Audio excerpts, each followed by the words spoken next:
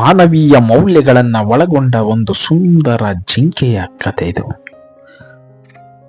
ಒಂದು ಬೃಹದಾದ ಅರಣ್ಯ ಪ್ರದೇಶ. ಆ ಅರಣ್ಯ ಪ್ರದೇಶದಲ್ಲಿ ಮೈದುಂಬಿ ಹರಿತಾ ಇರತಕ್ಕಂಥ ಒಂದು ನದಿ.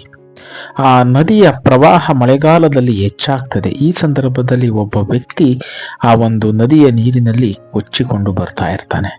ಆಗ ಅವನ ಕಣ್ಣಿಗೆ ಯಾರೂ ಬೀಳುವುದಿಲ್ಲ. ಆಗ ನನ್ನನ್ನು ಕಾಪಾಡಿ ಕಾಪಾಡಿ ಎಂದು ಕೂಗಿಕೊಳ್ಳುತ್ತಾನೆ. ಅರಣ್ಯದಲ್ಲಿ ಅವನ ಅರಣ್ಯ ರೋದನ ಯಾರಿಗೂ ಕೇಳುವುದಿಲ್ಲ. ಆಗ ಅಲ್ಲೇ ಇದ್ದಂತಹ ಒಂದು ಸುಂದರ ರತ್ನ ಅರಿಣ ಅಥವಾ ರತ್ನದ ಜಿಂಕೆಯ ಕಿವಿಗೆ ಕೇಳುತ್ತದೆ. ಅದು ಆ ಮಾನವನ ಆರ್ತನಾದವನ್ನ ಕೇಳಿ ಅವನನ್ನ ಹುಡುಕುತ್ತಾ ಹೋಗಿ ತನ್ನ ಬಾಲದಿಂದ ಅವನನ್ನ ನದಿಯ ದಡಕ್ಕೆ ತಂದು ರಕ್ಷಿಸುತ್ತದೆ.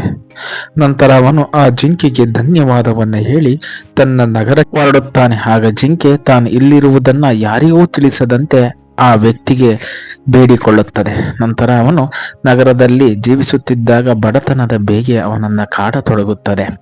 ಇದೇ ಸಂದರ್ಭದಲ್ಲಿ ಆ ನಗರದ ರಾಣಿಗೆ ಒಂದು ಕನಸು ಬೀಳುತ್ತದೆ. ಆ ಕನಸಿನಲ್ಲಿ ಆ ರಾಣಿ ಚಿನ್ನದ ಜಿಂಕೆಯೊಡನೆ ಆಟವಾಡುತ್ತಿರುವಂತಹ ಅನುಭವ ಆಗುತ್ತದೆ. ಆಗ ಅವಳು ತನಗೆ ಆ ಚಿನ್ನದ ಜಿಂಕೆ ಬೇಕೇ ಎಂದು ತನ್ನ ರಾಜನ ಬಳಿ ದುಂಬಾಲು ಬೀಳುತ್ತಾಳೆ. ಆಗ ರಾಜ ಆ ಜಿಂಕೆ ಇರುವ ಸ್ಥಳವನ್ನ ತೋರಿಸಿಕೊಟ್ಟವರಿಗೆ 100 ನಾಣ್ಯಗಳನ್ನ ನೀಡುವುದಾಗಿ ನಗರದ ತುಂಬೆಲ್ಲ ಆ ವಿಷಯವನ್ನ ಸಾರುವಂತೆ ತಿಳಿಸುತ್ತಾರೆ.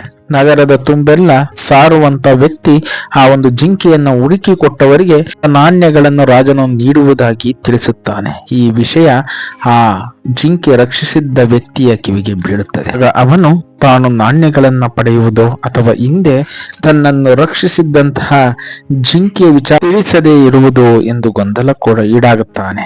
ಆದರೆ ಅವನ ಅತಿಯಾದ ಸುಖಲೋಲುಪ್ತತೆಯಿಂದಾಗಿ ನಾಣ್ಯಗಳನ್ನ ಪಡೆದೇ ತೀರಬೇಕೆಂದು ಆ ಜಿಂಕೆ ಇರುವ ಸ್ಥಳವನ್ನ ರಾಜನಿಗೆ ತೋರಿಸುತ್ತಾನೆ. ಆಗ ರಾಜ ತನ್ನ ಸೇನೆಯ ಸಮೇತನಾಗಿ ಆ ದಟ್ಟ ಕಾಡಿನ ಅರಣ್ಯಕ್ಕೆ ನುಗ್ಗುತ್ತಾನೆ. ಆಗ ತನ್ನ ಸೇನೆಯ ಸಹಾಯದಿಂದ ಆ ಜಿಂಕೆಯನ್ನ ಬಂಧಿಸುತ್ತಾನೆ.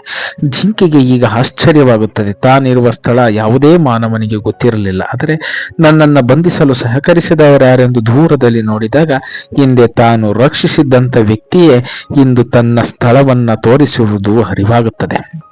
ಆಗ ಜಿಂಕೆ ರಾಜನನ್ನ ಪ್ರಶ್ನಿಸುತ್ತದೆ, ಮಹಾರಾಜನೇ, ನನ್ನ ಇರುವಂತಹ ಸ್ಥಳವನ್ನು ತೋರಿಸಿದವರ್ಯಾರೆಂದು. ಆಗ ಆ ರಾಜ ಆ ವ್ಯಕ್ತಿಯನ್ನ ತೋರಿಸುತ್ತಾನೆ. ಆಗ ಜಿಂಕೆ ತಾನು ಆ ವ್ಯಕ್ತಿಗೆ ಮಾಡಿದಂತಹ ಉಪಯೋಗಗಳನ್ನ, ಅವನ ಪ್ರಾಣ ರಕ್ಷಣೆ ಮಾಡಿದ್ದ ವಿಚಾರವನ್ನ ತಿಳಿಸುತ್ತಾನೆ. ಆಗ ರಾಜನಿಗೂ ಕೂಡ ಮನಸ್ಸು ಮಮ್ಮಲ ಮರುಗುತ್ತದೆ.